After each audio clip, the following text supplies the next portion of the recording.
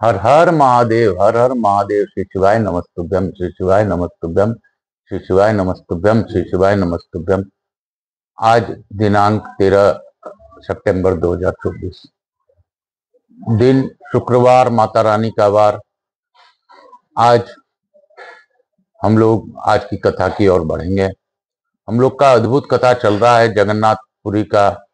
आज स्कंद महापुराण के इस कथा के लिए प्रथम पूज्य देव गणपति गणेश जी महाराज का आह्वान करता हूं तथा उनसे प्रार्थना करता हूं कि इस कथा स्थल पर पधार कर आवाज समझ देवी देवताओं को आने का मार्ग दें और हम भावपूर्वक इस कथा का श्रवण कर देवताओं से हमें आशीर्वाद दिलवाने का कष्ट प्रदान करें। मैं स्कंद कुमार स्कंद देव कारमार कार्तिकेय से भी अनुरोध करता हूं कि आप अपने गणों के साथ पधार कर इस कथा का श्रवण कर हम सभी लोगों को आशीर्वाद प्रदान करें। मैं अपने भोलेनाथ और मैया पार्वती को अनुरोध करता हूं कि गौर बिंदोर आकाश ग्रहण करें, भावपूर्वक इस कथा का श्रवण कर हम सभी लोगों को कृतार्थ करें और आशीर्वाद प्रदान करें। मैं यहाँ के स्थान देवता, वास्तु देवता, ग्राम देवता, क्षेत्रपाल देवता, समस्त देवी देवता, अपनी कुल देवी के सरस्वती माता तथा अपने श्रोताओं के कुल देवता कुल देवी का भी आह्वान करता हूँ। उनसे प्रार्थना करता हूं कि इस कथा स्थल पर पधार कर भावपूर्वक इस कथा का श्रवण कर हम सब लोगों पर अपनी कृपा बनाए रखें। मैं अपने गुरु आचार्य संगीत कृष्ण जी महाराज सांवरिया बाबा वृंदावन वाले को नमन करते हुए तथा उनसे प्रार्थना पूर्वक अनुरोध करते हुए आज की कथा के लिए उनसे आज्ञा लेता हूं और उनकी आज्ञा लेकर उनके चरणों में प्रणाम करते हुए हम लोग आज की कथा की ओर बढ़ेंगे। सत्य यही है कि मैं मराठी में एक बात कहूंगा जो कि एक गुरु के प्रति श्रद्धा है। जा जा ठिकाणी मन जाए माझे, मीठे मिठो बितोते मस्तक जा ठिकाणी, तेथे तुझे सद्गुरु पाए दोनी। श्री गुरुवे नमः, श्री गुरुवे नमः, श्री गुरुवे नमः। मैं गुरुदेव के चरणों में प्रणाम करते हुए पंडित प्रदीप जी मिश्रा को बार बार धन्यवाद देते हुए आज की कथा गुरु आज्ञा से प्रारंभ करता हूं। हम लोग उससे पहले जगन्नाथ जी का थोड़ा सा जयकारा लगाएंगे। बोलो जय जगन्नाथ, जय जगन्नाथ, जय जगन्नाथ, जय जगन्नाथ, जय जगन्नाथ, जय जगन्नाथ। बोलो जय जगन्नाथ, जय जगन्नाथ, जय जगन्नाथ, जय जगन्नाथ, जय जगन्नाथ, जय जगन्नाथ। बोलो महादेव की जय, बोलो जगन्नाथ भगवान की जय। काल हर दुखर दारी धर कष्टर हर हर महादेव। जय जगन्नाथ, जय जगन्नाथ, जय जगन्नाथ। हे जगन्नाथ स्वामी कृपा करो, दया करो, हर हर महादेव। हम लोगों ने कल पढ़ा था कि जय कृष्ण जय जगन्नाथ इस प्रकार प्रसन्नता पूर्वक उच्चारण करता है वह मोक्ष को प्राप्त करता है, इसलिए जय जगन्नाथ। और काशी काशी शिव काशी मोक्ष नगरी काशी की जय। जेमिनी जी कहते हैं तदंतर श्रद्धा से युक्त प्रस्तुत किए हुए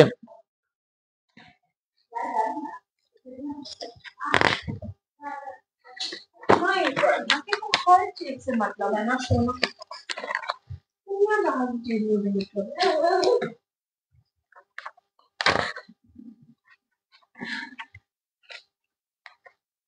तदंतर श्रद्धा से युक्त प्रस्तुत किए हुए उपचारों द्वारा बलभद्र श्री कृष्ण और सुभद्रा जी का पूजन करें। उसके बाद जैसे पहले मंदिर मिले आते समय उत्सव किया गया था, उसी प्रकार महान उत्सव करके उन सब भगवत स्वरूपों में के पुनः दक्षिणाभिमुख ले जाएं।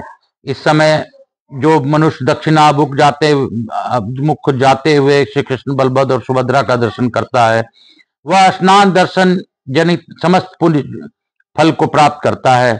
मंदिर के समय पहुंचने पर बलभद्र और सुभद्रा के साथ जगन्नाथ जी की आरती उतारकर मंदिर के भीतर प्रवेश करावें और फिर किसी प्रकार उन्हें न देखें।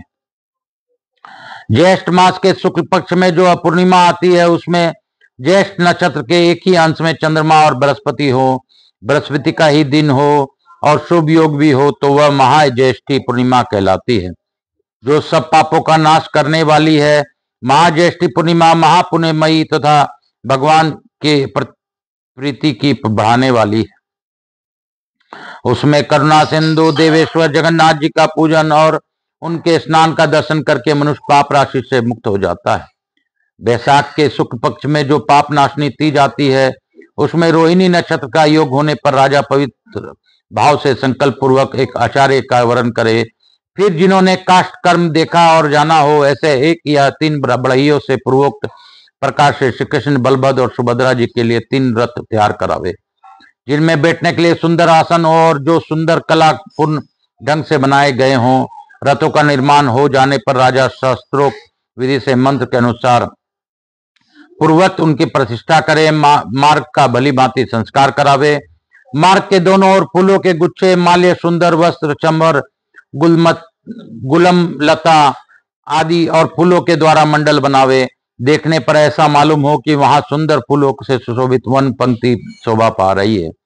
रास्ते की भूमि बराबर कर देनी चाहिए, वहां कीचड़ नहीं रहना चाहिए, जिसमें भगवान का रथ सुखपूर्वक चल सके। पग पग पर रास्ते के दोनों पार्श्वों के में दिशाओं के सुगंधित करने वाले धूप पात्र रखे जावें। सड़क पर चंदन के जल का छिड़काव हो, नगाड़ा और ढक्का देने आदि बाजे बजाए जाएं। सोने चांदी के ध्वज जिनके बीच में चित्रकारी की गई हो लगाए जाएं और उन पर पताकाएं फहराती रहें। भूमि पर बहुत से वैजंती मालाएं बिछी हो, उनके कसे कसाए हाथी घोड़े प्रस्तुत किए जाएं, जिनको भली भांति श्रृंगार किया गया हो। इस प्रकार सामग्री एकत्र करके उत्तम भक्ति से युक्त राजा महान उत्सव करे। आषाढ़ के शुक्ल पक्ष में पुष्य नक्षत्र से युक्त द्वितीया तिथि आने पर उसके अरुणोदय के समय भगवान की पूजा करे। ब्राह्मणों, वैष्णवों, तपस्वियों और यतियों के साथ स्वयं भी हाथ जोड़कर राजा देवादिदेव भगवान से यात्रा के लिए निवेदन करे।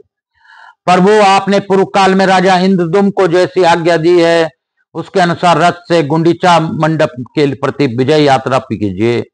आपकी कृपा कटाक्ष पूर्ण दृष्टि से दसों दिशाएं पवित्र हो तथा स्थावर जंगम समस्त प्राणी कल्याण को प्राप्त हो। आपने यह अवतार लोगों के ऊपर दया की इच्छा से ग्रहण किया है, इसलिए भगवान आप प्रसन्नता पूर्वक पृथ्वी पर चरण रखकर अवधारिए। इसके बाद कुछ लोग मंगल गीत गावें, कोई जय जयकार करे और जीतम ते पुंडरीकाक्षम इत्यादि मंत्र का उच्च स्वर से जप करे। सूत मगाध आदि हर्ष में भरे कर भगवान के पवित्र यश का गान करे। भगवान के दोनों पार्श्वों में स्वर्णमय दंड से सुशोभित वैजनों के प्रति धीरे धीरे झूलती रहे। कृष्णा गुरु की धूप से संपूर्ण दिशाएं और वहां का आकाश सुवासित रहे। झांझ, करताल, वेणु, वीणा, मधुरिका आदि वाग गोविंद की इस विजय यात्रा के समय मधुर स्वर से बजते रहे। इस प्रकार उत्सव आरंभ होने पर बलभद्र, श्री कृष्ण और सुभद्रा को ब्राह्मण, क्षत्रिय और वैश्य लोग धीरे धीरे पैर रखते हुए ले जाएं। बीच बीच में रुईदार बिछोनों पर उन्हें विश्राम करावें और इस प्रकार उन सब की रथ पर ले जाएं। फिर उस उत्तम रथ को घुमाकर बलभद्र, कृष्ण तथा सुभद्रा को सुंदर चंदोवा युक्त मंडप से सुशोभित रथ में विराजमान करें।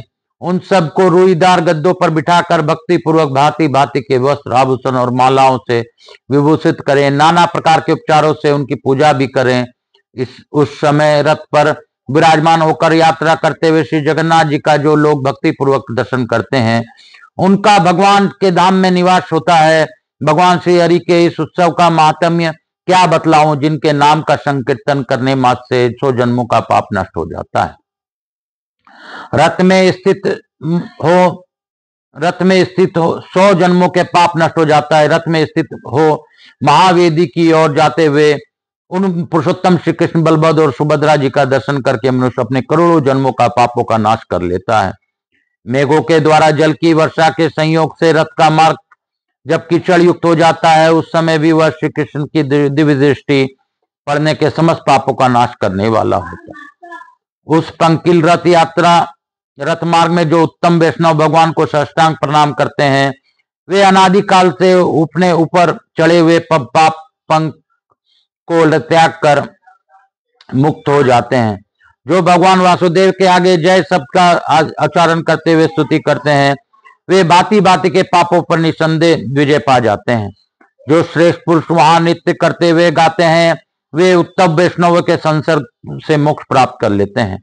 जो भगवान के नामों का कीर्तन करता हुआ इस यात्रा के साथ साथ जाता है तथा गुंडीचा नगर को जाते हुए श्री कृष्ण की और देखकर भक्ति पूर्वक जय जय जय जय कृष्ण जय कृष्ण जय कृष्ण का उच्चारण करता है, वह माता के गर्भ में निवास करने का दुख कभी नहीं भोगता। जो मनुष्य रथ के आगे खड़ा होकर चंवर, व्यंजन, फूल के गुच्छा अथवा वस्त्रों के भगवान पुरुषोत्तम को हवा करता है, वह ब्रह्मलोक में जाकर मोक्ष पाता है। जो पवित्र सहस्त्र नाम का पाठ करते हुए रथ की प्रदक्षिणा करते हैं, वे भगवान विष्णु के समान होकर बैकुंठ धाम में निवास करते हैं। जो मनुष्य भगवान श्री कृष्ण के उद्देश्य से दान देता है, उसका वह थोड़ा सा भी दान मेरु दान के समय समान अक्षय फल देने वाला होता है। जो भगवान के आगे रहकर उनके मुखारबिंद का दर्शन करते हुए पग पग पर प्रणाम करते हैं और मार्ग की धूलि या कीचड़ में लौटते हैं, वे क्षण भर में मुक्ति रूप फल को पाकर श्री विष्णु के उत्तम धाम में जाते हैं। इस प्रकार बलभद्र और सुभद्रा के साथ भगवान श्री कृष्ण उत्तम रथ पर विराजमान हो चारों दिशाओं को प्रकाशित करते हुए और अपने अंगों का स्पर्श करके बहने वाली वायु के द्वारा समस्त देहधारियों के पापों का नाश करते हुए यात्रा करते हैं। वे बड़े दयालु और भक्तों के पालक हैं, जो ज्ञानी और विश्वास के पात्र हैं। उनके मन में भी विश्वास उत्पन्न करने के लिए भगवान विष्णु प्रतिवर्ष यात्रा प्रारंभ करते हैं। इस प्रकार गुंडीचा नगर में जाकर भगवान बिंदु तीर्थ के तट पर 7 दिन निवास करते हैं, क्योंकि प्राचीन काल में उन्होंने राजा इंद्रुदम्न को यह वर दिया था कि मैं तुम्हारे तीर्थ के किनारे प्रतिवर्ष निवास करूंगा। मेरे वहां स्थित रहने पर सभी तीर्थ उसमें निवास करेंगे। उस तीर्थ में विधि पूर्वक स्नान करके जो लोग 7 दिनों तक गुंडीचा मंडप में विराजमान मेरा बलराम और सुभद्रा का दर्शन करेंगे, वे मेरे सायुज्य प्राप्त कर लेंगे। अतः परम पवित्र सर्व पापनाशक अकेले ही सब तीर्थों का फल देने वाले तथा श्री विष्णु की प्रसन्नता बढ़ाने वाले उस शुभ तीर्थ में स्नान करके पितरों और देवताओं का विधि पूर्वक तर्पण करने से के पश्चात जो तटवर्ती नरसिंह भगवान का दर्शन पूजन और उन्हें नमस्कार करता है तथा पुनः महावेदी के समीप जाकर पूर्वक भक्ति पूर्वक भगवान का पूजन और वंदन करता है, वह पुरुष ही या स्त्री उस भगवान विष्णु के सायुज मुक्ति प्राप्त हो जाती है। मधा नक्षत्र पितरों का है, अतः वह पितरों को अधिक प्रीति प्रदान करने वाला है। उस नक्षत्र में पुत्रों द्वारा दिया हुआ श्राद्ध का दान पितरों को विशेष तृप्त करता है। उक्त तीर्थमय सरोवर के तट पर भगवान विष्णु के समीप नरसिंह और नीलकंठ के मध्यवर्ती अति पवित्र स्थान में यदि मनुष्य श्रद्धा पूर्वक श्राद्ध करे तो अपने 100 पीढ़ियों का उद्धार करता है। आषाढ़ के शुक्ल पक्ष में पंचमी तिथि मधा नक्षत्र और जगन्नाथ जी का महावेदी पर आगमन, ये तीनों योग यदि इंद्रदुम्न सरोवर पर प्राप्त हो तो वह पितरों को अक्षय प्रीति देने वाला चातुष्पाद योग माना गया है। भाद्रपद मास की अमावस्या को अथवा चारों युग आदि तिथियों में जो पितरों के उद्देश्य से अश्वमेधांग संभूत इंद्रदुम्न सरोवर का श्राद्ध करता है, उसका दिया हुआ वह श्राद्ध सब पापों को नाश करने वाला है। 7 दिनों तक मौन भाव से तीनों काल स्नान करें और तीनों संध्याओं में कलश पर भक्ति पूर्वक भगवान की पूजा करें। गायक भी अथवा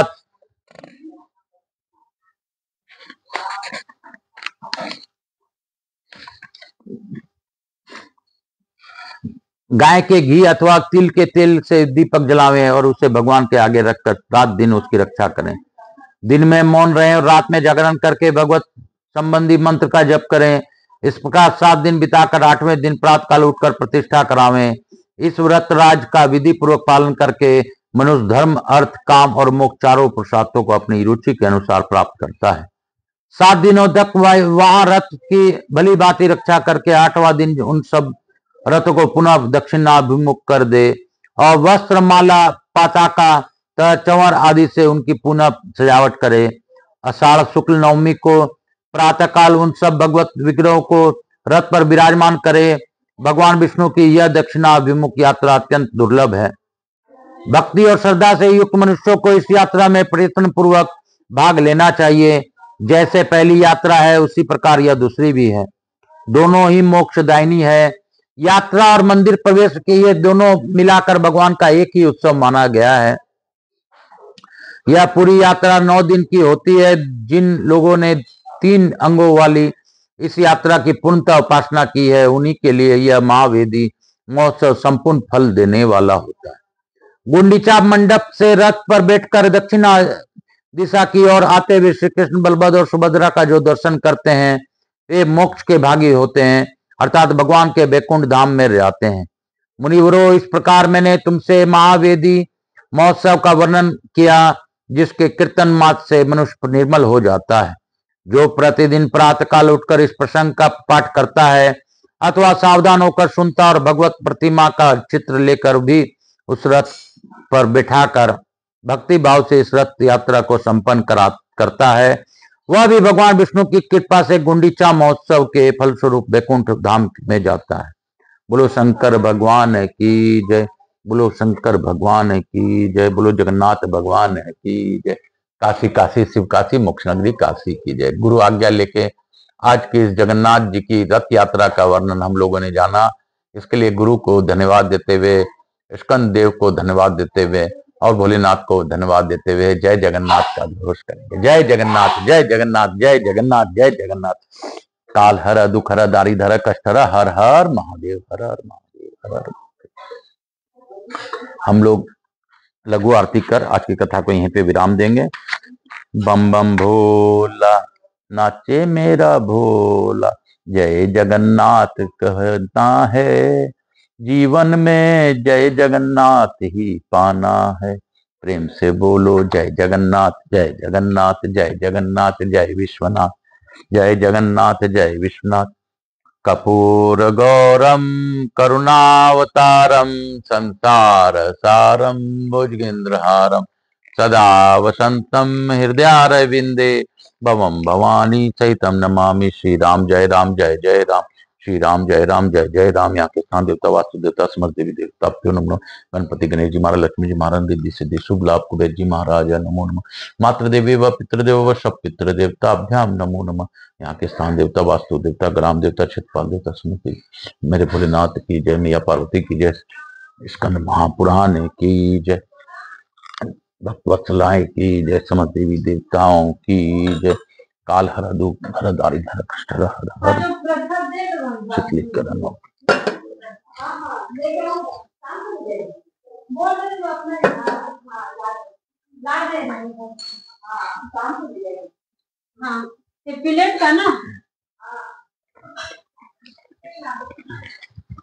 मैं प्रथम पूज्य देव गणपति गणेश जी महाराज, लक्ष्मी जी महाराज, रिद्धि सिद्धि शुभ लाभ कुबेर जी महाराज से अनुरोध करता हूँ कि हमारे यहाँ निवास कर अखंड कृपा बनाए रखें। आवाज समस्त देवी देवताओं से अनुरोध करता हूँ हम सभी लोगों को आशीर्वाद प्रदान कर अपने स्थान को गमन करें, पुनः बुलाने पर पधार कर आशीर्वाद दें।